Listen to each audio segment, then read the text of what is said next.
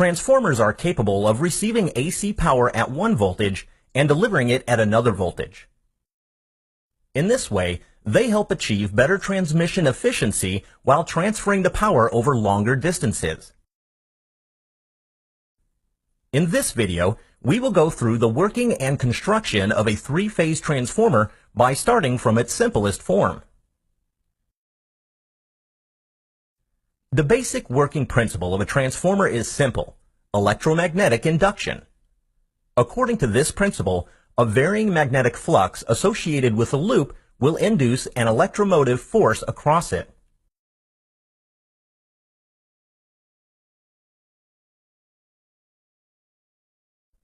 Such a fluctuating magnetic field can easily be produced by a coil and an alternating EMF system. A current-carrying conductor produces a magnetic field around it. The magnetic field produced by a coil will be as shown in the figure. With the fluctuating nature of the alternating current, the magnetic field associated with the coil will also fluctuate.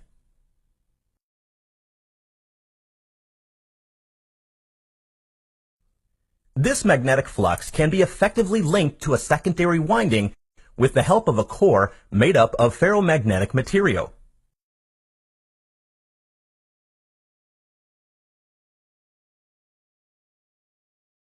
This fluctuating magnetic field will induce an EMF in the secondary coils due to electromagnetic induction.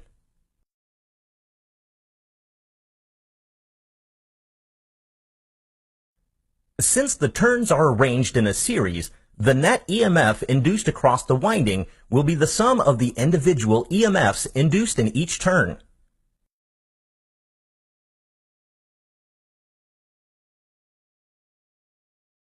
Since the same magnetic flux is passing through the primary and secondary coils, the EMF per turn for both the primary and secondary coils will be the same.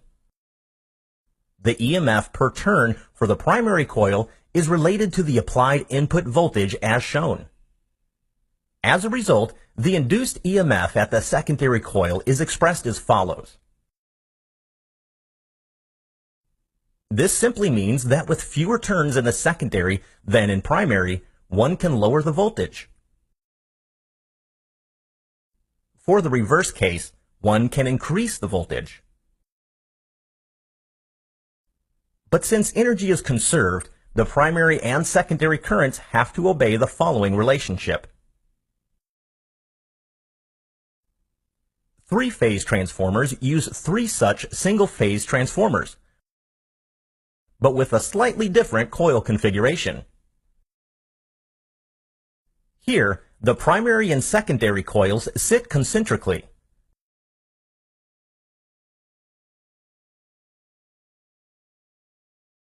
Two more such windings are employed in a three-phase transformer.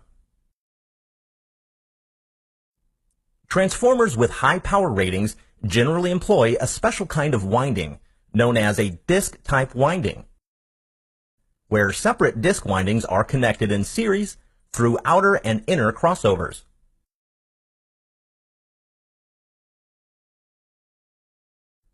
The low-voltage windings are connected in a delta configuration, and the high-voltage windings are connected in a star configuration. Thus, the line voltage further rises to root 3 times at high voltage side. This also means that, from a three-phase step-up transformer, we can draw 4 output wires, 3 phase power wires, and 1 neutral. High-voltage insulated bushings are required to bring out the electrical energy.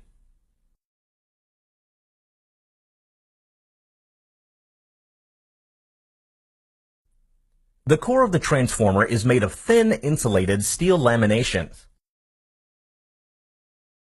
Such steel laminations are stacked together, as shown, to form three-phase limbs. The purpose of thin laminations is to reduce energy loss due to eddy current formation. The low-voltage windings usually sit near the core. Various kinds of energy loss happens while transferring power from the primary to secondary coil. All these energy losses are dissipated as heat. So usually the transformer is immersed in a cooling oil to dissipate the heat. The oil dissipates the heat via natural convection.